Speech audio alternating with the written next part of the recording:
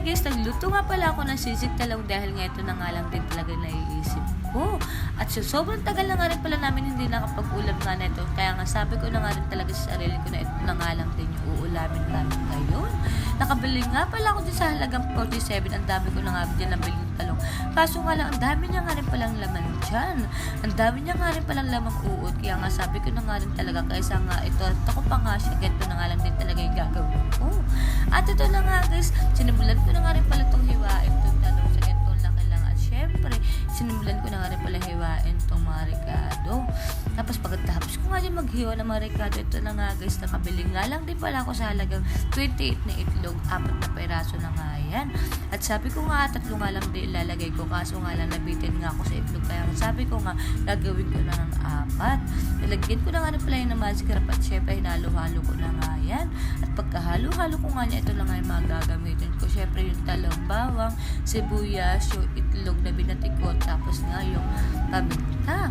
At pagkatapos ko nga din pala pakita sa inyo mga gagamitin ko. Ito na nga guys, nagisa-gisa na nga rin pala ako dyan ng sibuyas. Hinalo-halo ko nga lang din pala yan hanggang sa maluto. Pagkatapos ko nga yan halo-halo, ito na nga lalagay ko na nga rin dyan yung bawang. Hinalo-halo ko nga lang din yan ng hinalo-halo para nga sabay nga silang maluto. At ito na nga guys, pagkatapos ko nga din mag-isa ng mga ricado, susunod ko na nga rin itong mga gulay.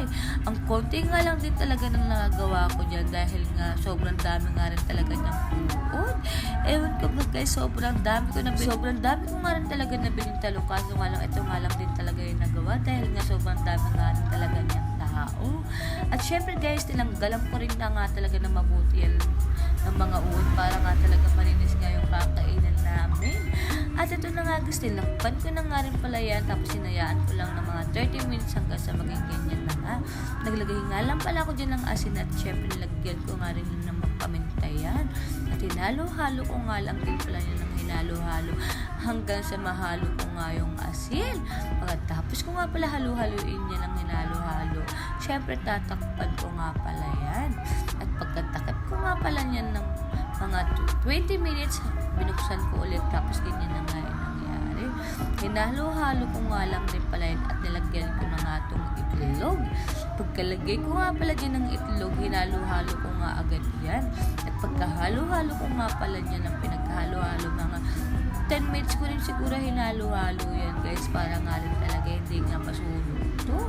At pagkahalo-halo ko nga lang din talaga yan guys, hahayaan ko nga lang din ng mga 5 minutes para nga maluto nga sila. At ito na nga guys, luto na nga. Kitang-kita nyo naman talaga guys, para nga talaga siya sisig, diba? Kaso nga lang sisig talong nga to guys, hindi nga to karne. At ito na nga guys, kain na.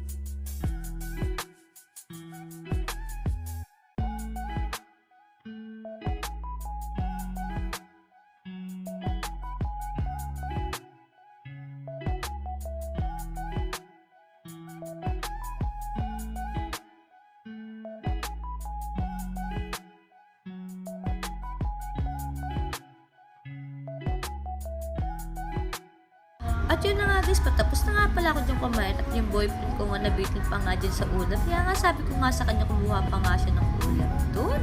At natatawa pa nga ako sa kanya dahil nga sabi niya nga diet nga daw siya at hindi na nga daw siya kakain. Dahil nga nagnariento pa nga kami sa labas. Kitang-kita nyo nga dyan, tawa pa nga ako dyan ng tawa. At sinubo niya pa nga sa akin yung kutsara. Pinagtatawanan ko siya dahil hindi niya nga kaya talaga mag-diet. Niloloko nga lang talaga niya yung sarili niya. Dahil nga pag napapaluto nga pala ako dyan, sobrang napaparami nga rin talaga yung kain niya. At yun nga lang guys, thank you for watching.